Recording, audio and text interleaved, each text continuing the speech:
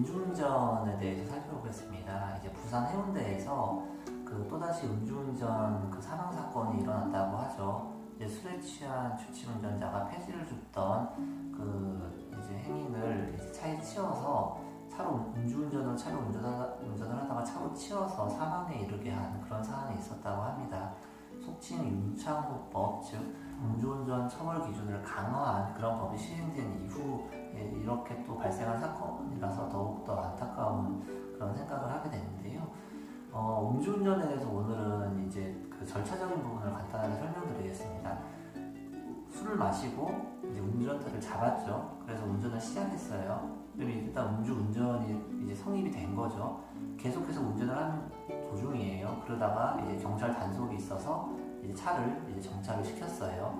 그리고 음주 단속기에 이제 자신의 숨을 이제 불었어요. 음주 단속기가 이제 내보내가지고 이제 대롱이 아니고 그냥 이제 불게 돼 있는 그런 동그란 부분이 있는데 거기에 그냥 숨을 이렇게 훅 불죠.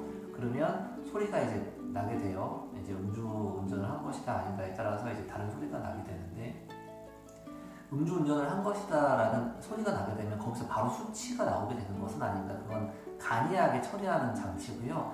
그렇게 처리가 된 이후에 그 빨대가 있는 그런 음주 측정기 수치까지 나오게 되는 그런 구체적인 수치까지 볼 수 있는 음주 측정기에 다시 한번 숨을 불어서 음주 측정을 다시 하게 됩니다.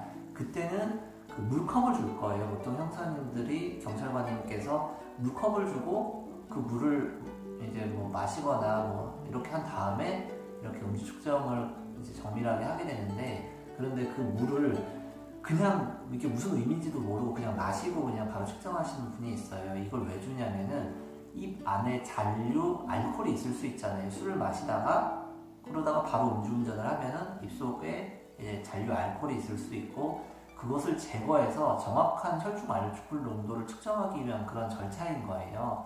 그렇기 때문에 그걸 그냥 마시기만 하면 뭐 이사이라든지 그런 곳에 끼어있는 이제 알코올이 이제 숨을 불어넣는 과정에서 같이 흘러나와서 음주 수치를 좀 더 높일 수 있겠죠. 그렇기 때문에 그 물을 주면 입을 헹구시고 그 다음에 뭐 삼키든 뱉든 어쨌건 입을 헹궈야 된다는 거예요. 그 다음에 음주 측정을 해야 진정으로 정확한 음주 측정 수치가 나오게 됩니다.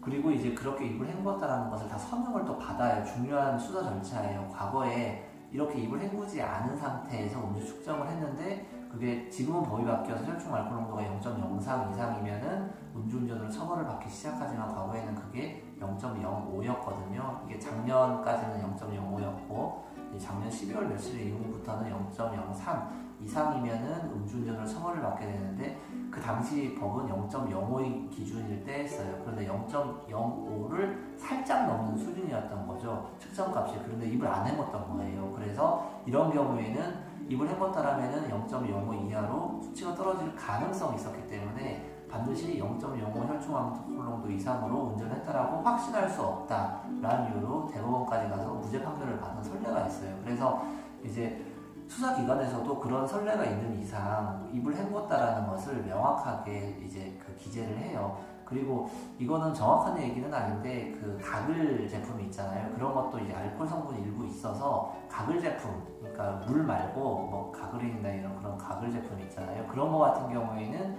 음주 수치를 높이는 영향을 줄 수도 있다라고 하더라고요. 그래서 가글 제품을 한 상태에서 그 다음에 음주 측정을 받게 될 경우에 좀 더 꼼꼼하게 입을 헹구는 것도 이제 의미가 있을 수 있겠죠. 그리고 그렇게 음주 측정을 한 이후에 이제 수치가 나왔으면 사실 음주운전으로 지금 0.03의 기준이니까 0.04가 나왔어요. 그러면은 이럴 경우에 무조건 음주운전이다, 이게 꼭 단정할 수가 없어요. 왜 그러냐면은 음주운전을 하고 그리고 그 훅 부는 이제 단순 측정기, 그러니까 수치까지 안 나오는 거 불어서 음주운전이다 이렇게 나왔을 때 다시 경찰서까지 가서 거기서 정밀 측정기 가지고 측정을 하는 경우가 사실은 많거든요. 그래서 이동하는 시간이 필요하잖아요.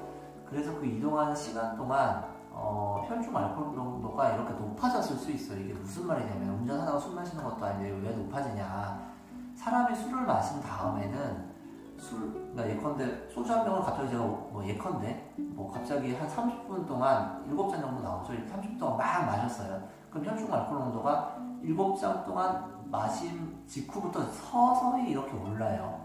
그리고 다시 일정 시간 이후에 서서히 떨어진다는 거죠. 이렇게 이제 그래프를 그리게 되는데 0.03이 안 될 때 운전대를 잡았다가 음주 측정기가 이제 뭔가 의심이 있다라고 해서 정밀 측정을 하러 가는 사이, 그때까지는 0.03을 안 넘었어요. 그런데 그 정밀 측정을 하러 가는 그 사이 동안 시간이 흘러서 음주 측정값 혈중 알코올 농도가 0.03을 넘는 경우가 있잖아요. 그럴 경우에는 운전 당시에는 물론 계속 놔뒀으면 음주운전을 했겠지. 어쨌건 운전 당시에는 0.03이 안 넘었을 가능성이 있는 거예요. 그래서 측정값이 0.03, 3 이렇게 나왔다고 하더라도 그 술을 마신 시간이랑 그리고 측정 시점을 계산을 해서 역산을 해가지고 이런 그 음주 혈중 알코올 농도가 이제 뭐 오르막이었냐 내리막이었냐 이런 것들을 모두 고려해서 계산하는 그런 산식이 있어요. 그래서 그런 것을 계산을 해서 실제 운전을 했는지까지 판단을 하게 되는, 그래서 훅 불어가지고 결국에 수치가 0.03 이상이 나왔다고 무조건 음주운전이 되는 것은 아니다. 이렇게 이해하시면 됩니다. 다음번에 좀 더 이제 다른 내용으로 이제 찾아뵙겠습니다. 이상입니다.